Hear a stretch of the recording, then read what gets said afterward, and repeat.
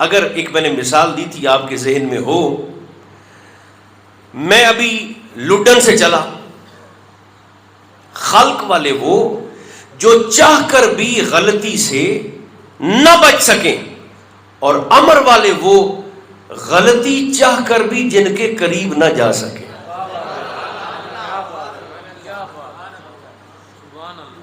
غلطی کوشش کریں پھر بھی قریب نہ جا سکے۔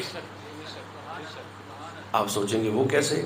میں ابھی چلا لڈن سے، تو میں نے ارادہ کیا کہ آج میں نے سفر میں گناہ نہیں کرنا، میں نے آنکھیں بھی بند کر لیں ناجائز دیکھ نہ سکوں، کان بھی بند کر لیے ناجائز سن نہ سکوں، زبان بھی بند کر لی ناجائز بول نہ سکوں، آنکھیں بھی پاک، کان بھی پاک، زبان بھی پاک، مگر ہو سکتا ہے میرے دل میں خیال ایسا آ جائے جو میرے رب کو ناپسند ہو، میرا خیال میلا ہو جائے۔ خلق والے وہ جو چاہ کر بھی غلطی سے نہ بچ سکیں، اور امر والے وہ غلطی کوشش کرے پھر بھی ان کے قریب نہ جا سکے۔ وہ کیسے؟ 3 حالتیں انسان کی ایسی ہیں جن میں غلطی کا چانس پکا ہوتا ہے۔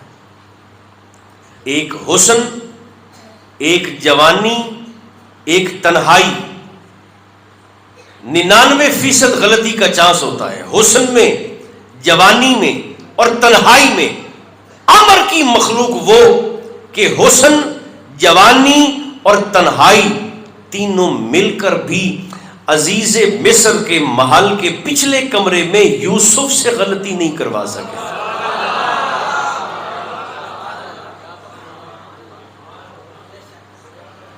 جناب زلیخا تالے لگا لگا کے جب آخری دروازے پر پہنچی تو جناب یوسف نے فرمایا میرے رستے سے ہٹ جائیں، میں چلا جاؤں گا۔ زلیخا نے کہا کیسے جائیں گے، میں تو تالے لگا کے آئی ہوں۔ تو آپ نے مسکرا کے فرمایا یہیں سے تو تم لوگوں کو غلط فہمی ہوتی ہے۔ فرمایا تالے کھولنے کے لیے تم چابیوں کے محتاج ہو، ہم امر کی مخلوق ہیں، میں صرف ارادہ کروں گا، تالے ٹوٹتے جائیں گے، دروازے کھلتے جائیں گے، یوسف باہر جاتا جائے گا۔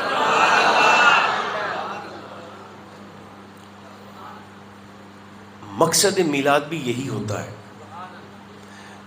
چھوڑیے آپ سنی شیعہ دیوبندی وہابی جھگڑوں کو، جائز و ناجائز کی بحث کو، سنت اور بدعت کے جھگڑوں کو، ایک سادہ سا ٹیسٹر ہے، وہ ٹیسٹر کوئی بھی بندہ سرکار کے میلاد کی محفل تاثیر کو۔ اب میں آپ سے سوال پوچھتا ہوں، جلدی سے بتائیے گا، آپ کو کیا لگتا ہے سرکار کے ذکر میلاد میں آ کر حضور کی باتیں سن کر دل میں مصطفیٰ کا پیار گھٹتا ہے یا بڑھتا ہے؟ اگر بڑھتا ہے تو جس کام کے کرنے سے دلوں میں حضور کا پیار بڑھتا ہے، لوگوں کو اس کام سے تکلیف کیا ہے؟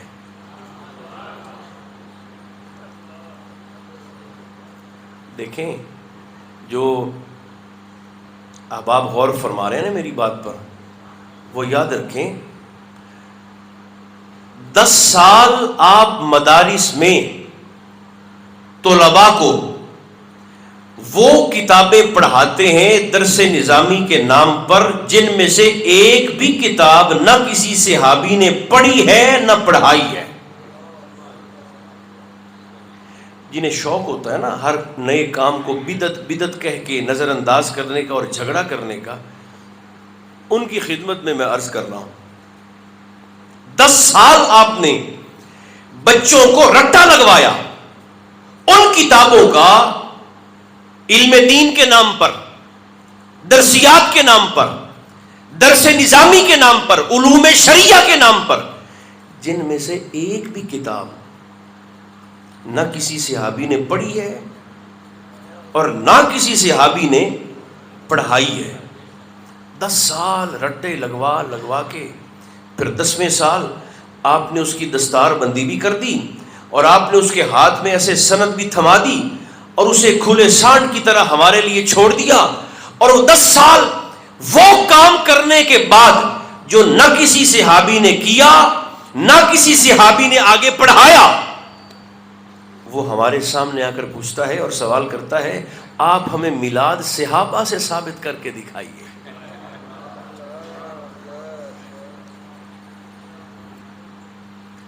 تو بھائی پہلے آپ نے جو 10 سال کام کیا ہے ان 10 سالوں میں کوئی ایک لمحے کی سند تو آپ بھی ہمیں حضور کے کسی صحابی سے دکھائیے.